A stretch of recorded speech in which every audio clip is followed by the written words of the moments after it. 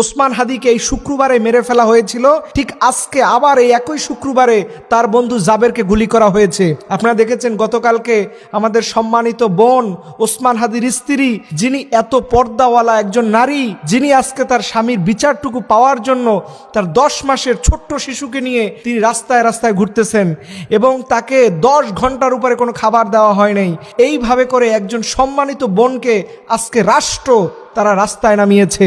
আমরা বলতে চাই, তাদের তো বড় কোনো দাবি দেওয়া ছিল না, তারা শুধু এটাই বলেছিল, ডক্টর ইউনূস সাহেব আপনি তো চলে যাবেন আর কয়েকদিন পরেই, আপনি শুধুমাত্র জাতিসংঘের অধীনে যেন শহীদ ওসমান হাদির বিচারটা হয়, এতটুকু একটা কার্যলিপি, এতটুকু একটা আদেশ আপনি জারি করে যান, শুধু এতটুকুই তো চাইছিল।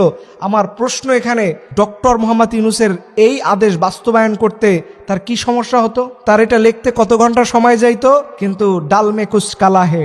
মনে রাখবেন, এই দেশের জনগণ যেমন করে আপনাদের সম্মানের জায়গায় এনেছে, ঠিক ওই জায়গাতে সম্মান না থাকলে পরে সেখান থেকে টেনেও নামাবে। আপনি ইউনূস সাহেব হন আর যেই হন, যারা এটার কলকাঠি লাড়তেছেন, মনে রাখবেন এটার ফলাফল ভালো হবে না। আমরা দেখলাম আজকে ইনকলাব মঞ্চের অসংখ্য ভাই বোনদের উপরে যেইভাবে অমানবিক আচরণ করা হয়েছে। কেন? তারা কি কোনো দুষ্কৃতিকারী যে তাদের এইভাবে পিটাতে হবে? আবার দেখলাম এইটা নিয়ে অনেক মানুষ বলতেছে যে নির্বাচনের আগে এইটা কেন? দেখেন, এই দেশের সরকার আসবে, সরকার যাবে, কে সরকার প্রধান হবে এটা আল্লাহ ছাড়া কেউ জানে না। কিন্তু আগামীর সরকার এসে যে এইটা নিয়ে কাজ করবে, এটা আপনি আশা করেন কেমন করে? যেখানে ইউনূসের মতো একটা ভ্যালুয়েবল সরকার এইটার ব্যাপারে কোনো পদক্ষেপ নিচ্ছে না, সেটা পরবর্তী সরকার যে কতটুকু পদক্ষেপ নেবে এটা তো প্রশ্ন থেকেই যায়। এর জন্য এই ছেলেগুলো চেয়েছিল যেন শহীদ ওসমান হাদির অন্তত বিচারটা হোক। এই মানুষটা কি অপরাধ করেছে, এই বাংলাদেশে জন্মগ্রহণ করে তার অপরাধটা কি? কিন্তু দেখেন, দিন শেষে মানুষটার কোনো বিচার হলো না।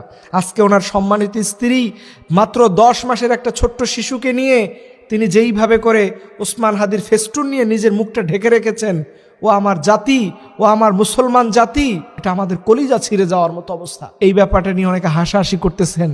এরকম একজন ওসমান হাদির স্ত্রী আছে বলে আল্লাহর জমিনে এখনো রহমত নাজিল হয়। এটা কোনো চারটিখানি কথা নয়, এটা কোনো স্বাভাবিক বিষয় নয় যে একজন নারী সে বোরকার পরবর্তীতেও তার চেহারার অবয়ব মানুষকে দেখাইতে চায় না বলে সে ফেস্টুন দিয়ে তার চেহারা ঢেকে রেখেছে। আল্লাহু আকবার। আপনারা দেখেছেন যে ওসমান হাদি যখন দুনিয়া থেকে চলে গেল, তার স্ত্রী তাকে দেখতে গেল, সেখানে আলাদা একটা দেয়াল করে নেওয়া হয়েছে, পর্দা টানিয়ে নেওয়া হয়েছে, যাতে করে ওসমান হাদির স্ত্রী কতটুকু লম্বা, কতটুকু খাটো, এইটা যেন মানুষ বুঝতে না পারে।